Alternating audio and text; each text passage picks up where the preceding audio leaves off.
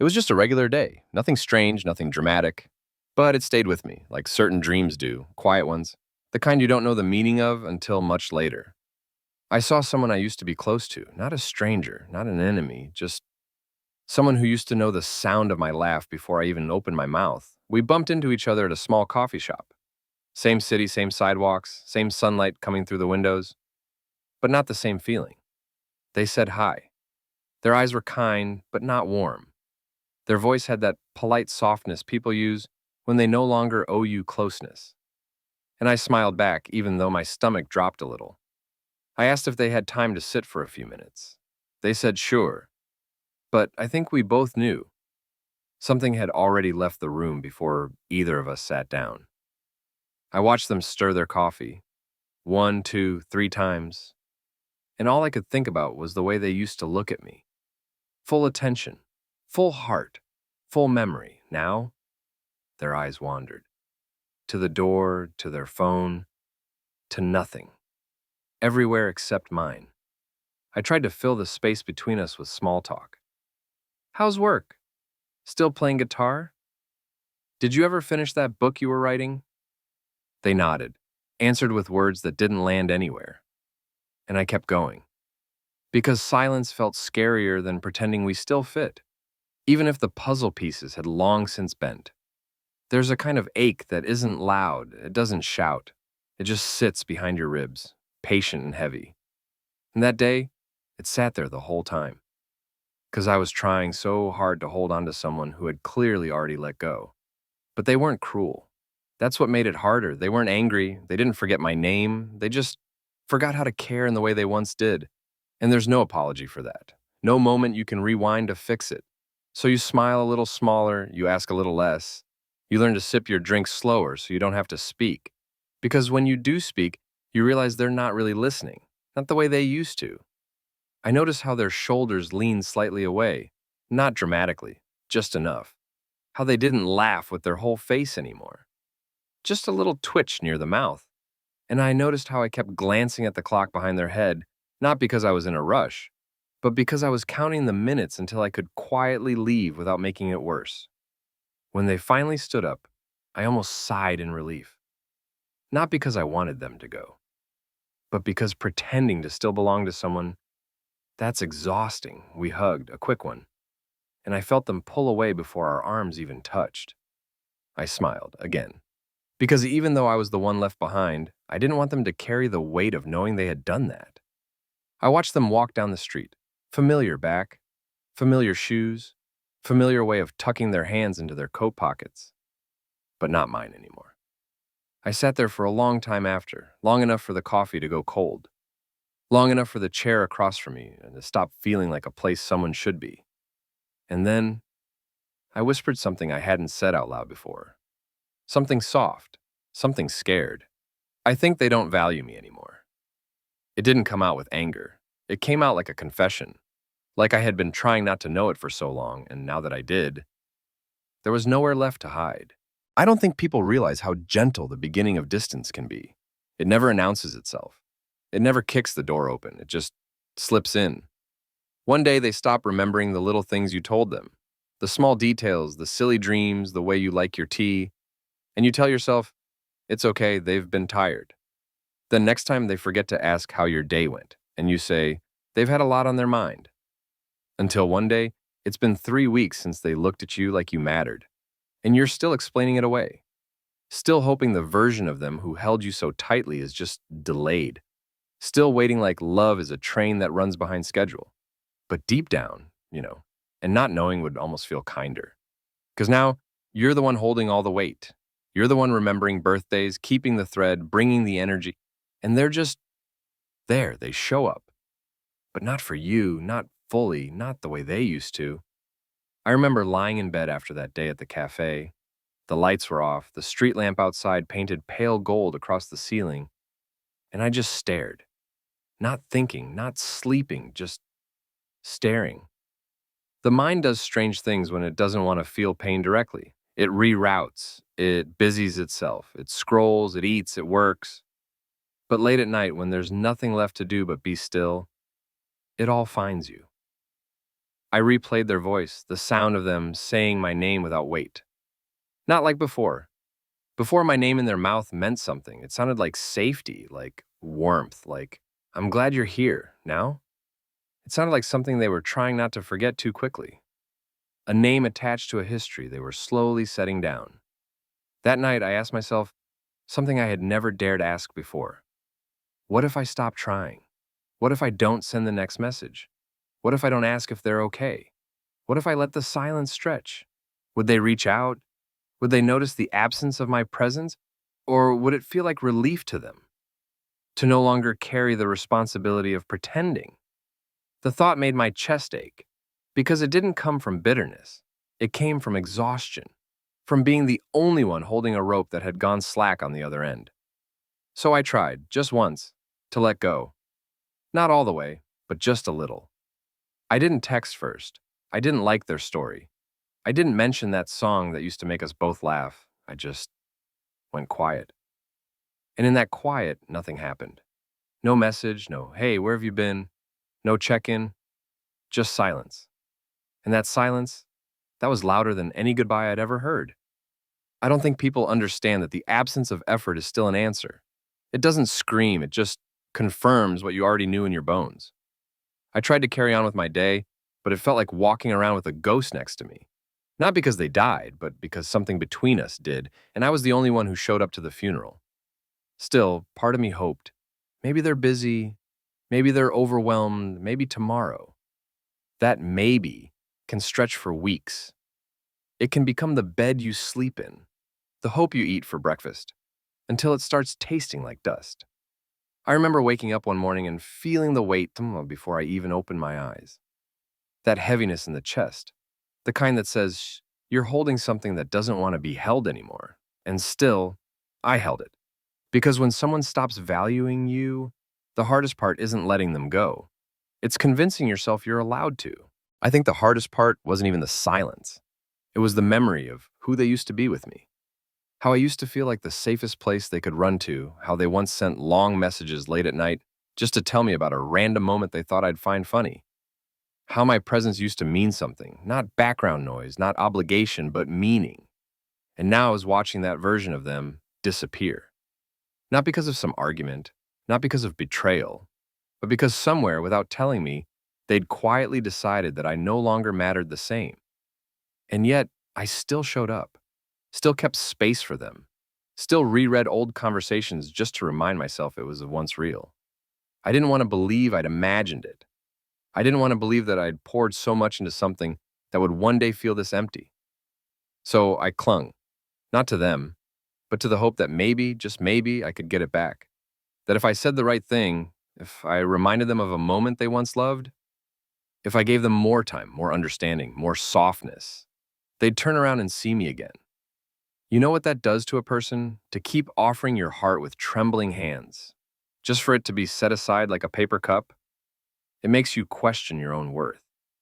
It makes you doubt your memory. It makes you think, maybe I was never as important as I believed.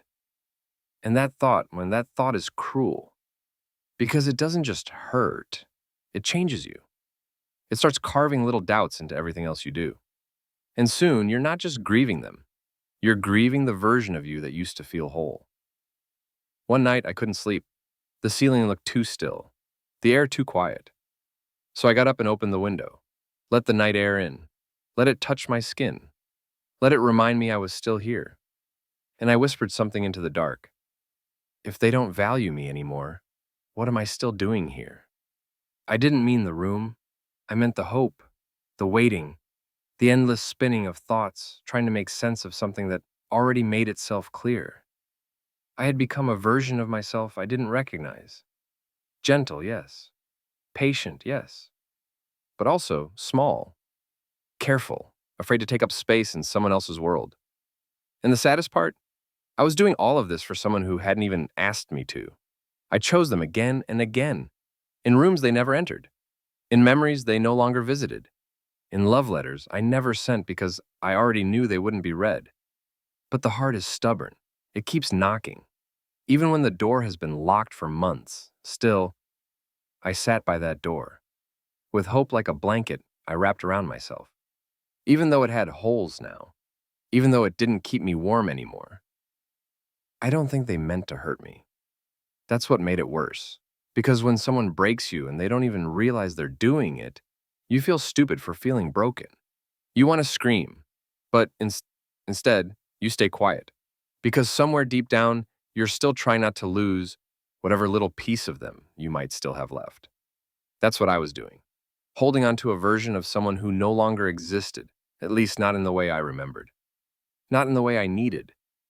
And eventually, my heart began to whisper something back. Maybe it's not about them anymore. Maybe it's not about them anymore. That's what kept repeating in my head over and over again. Not loud, not urgent, just gentle, like a tide returning to shore. Soft, but impossible to ignore. Because how long can you keep choosing someone who doesn't even see you? How long can you knock on a door that no one opens anymore? I sat with that question for days.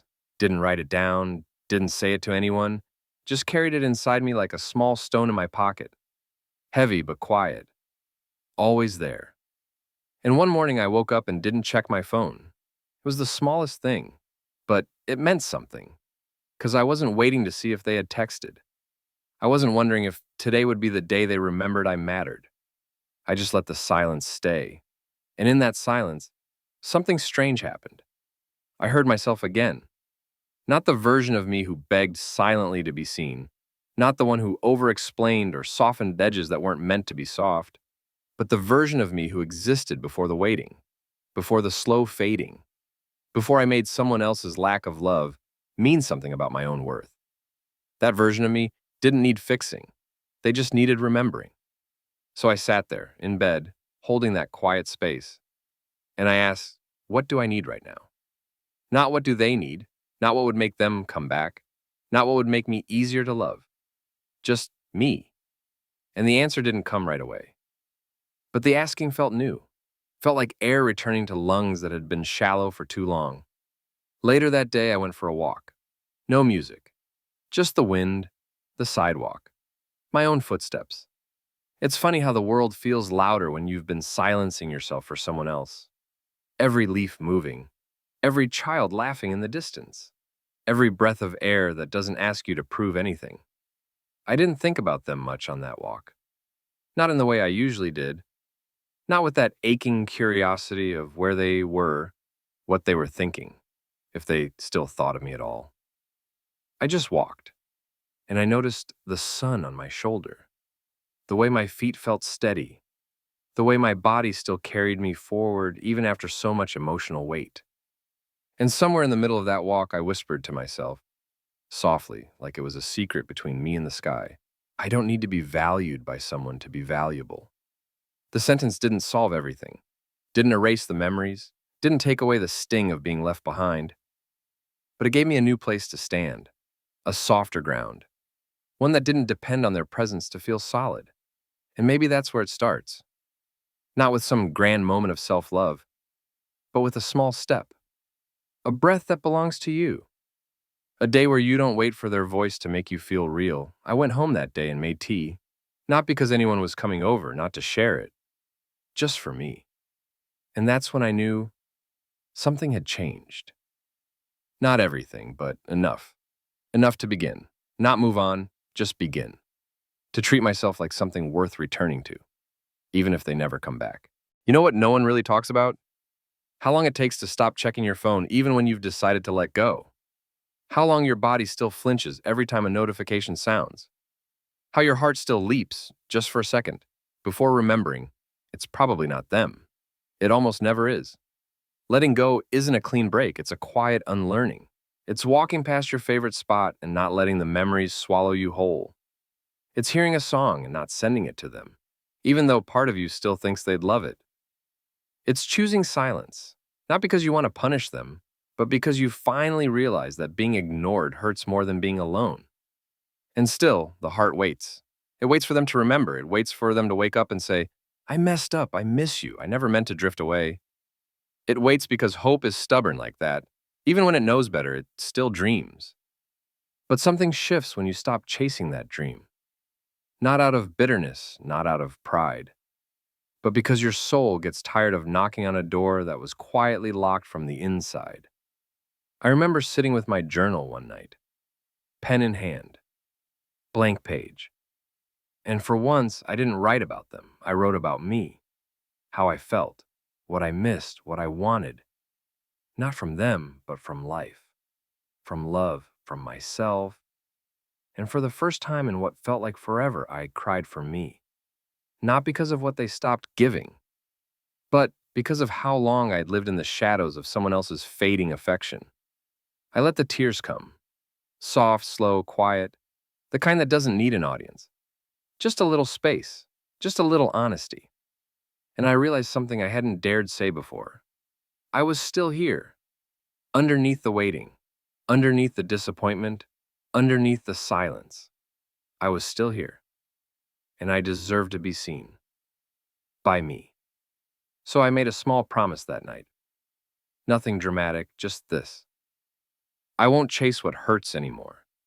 I repeated it once, twice, until it sank into the corners of my breath. Until it felt like something I could believe, even if just for today. Because healing doesn't start with forgetting them. It starts with remembering you, remembering the softness in your laugh, the way you light up when you talk about things you love, the way you show up for people, the way your heart stays open even when the world tries to shut it down. You were never too much. You were just giving too much to someone who stopped holding it with care. And now, it's time to hold yourself. Not with force, not with pressure, just with quiet intention. Make tea for yourself. Sit by the window. Put on your favorite song, the one you stopped listening to because it reminded you of them. And let it be yours again. Let your life slowly become yours again. Because even if they don't value you now, that doesn't erase who you are. Their silence does not rewrite your worth. And their distance does not measure your capacity to love. You're still here, and maybe that's enough for now. It's strange how healing begins. Not with fireworks, not with someone apologizing, not even with a clear ending. Sometimes, it begins in silence. The kind you used to be afraid of. The kind you used to fill with their name, their voice, their absence. Now you sit with it. You sit with yourself, with the ache that still lingers, with the questions that may never be answered. And you don't run from them this time. You just breathe, slowly, softly, like your heart is learning how to belong to you again. There's no big breakthrough, no moment where everything suddenly makes sense, but there is something else, something quieter, something deeper. There's the moment you stop waiting, not just for them to come back, but for the version of you that only existed in their presence. Because maybe that version needed to go too. Maybe who you are now, this person, this heart, this softness, is not broken. Maybe it's becoming someone who no longer needs to be chosen to feel worthy. Becoming someone who can sit in an empty room and still feel full. Becoming someone who, even in the echo of goodbye, can still whisper hello to themselves. That's what I learned after all the hoping, after all the holding on, after all the silent prayers I sent into spaces where they never replied. I learned how to stay with me. I made my bed gently, cooked for myself, took walks without pretending I was okay, but taking them anyway. I stopped trying to make sense of their silence, stopped asking what I could have done differently, stopped shrinking myself down to be easier to keep. And slowly, the air got lighter. The mornings weren't always bright, but they were mine. The nights weren't always peaceful, but they were honest. And the ache, it softened, not because it disappeared, but because I stopped blaming myself for feeling it. You see, they stopped valuing you, but that doesn't mean you stopped being valuable. Read that again. They stopped valuing you, but that doesn't mean you stopped being valuable. Their forgetting does not define your existence. Their absence does not define your beauty. Their quiet does not cancel your light. And if you're still holding on to a memory, to a hope, to a version of love that no longer looks back at you, maybe now's the time to carry yourself home. Not away from love, but toward real love, the kind that sits beside you on hard days, the kind that stays even when the lights are off, the kind that doesn't make you guess if you matter. And maybe, just maybe, that kind of love starts with you, with the way you forgive yourself, with the way you speak gently when the pain comes back, with the way you hold your own hand when there's no one else around. You don't need to be loud about it.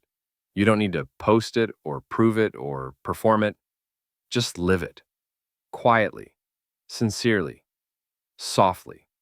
Let the world forget if it must. But don't forget you. Don't forget the way your heart stayed open. Don't forget the way you loved, even when it wasn't returned. Don't forget the way you never stopped hoping, even when the silence was louder than anything else. You loved honestly. You waited patiently. And now you begin again. Not because you were never enough, but because finally you know you always were.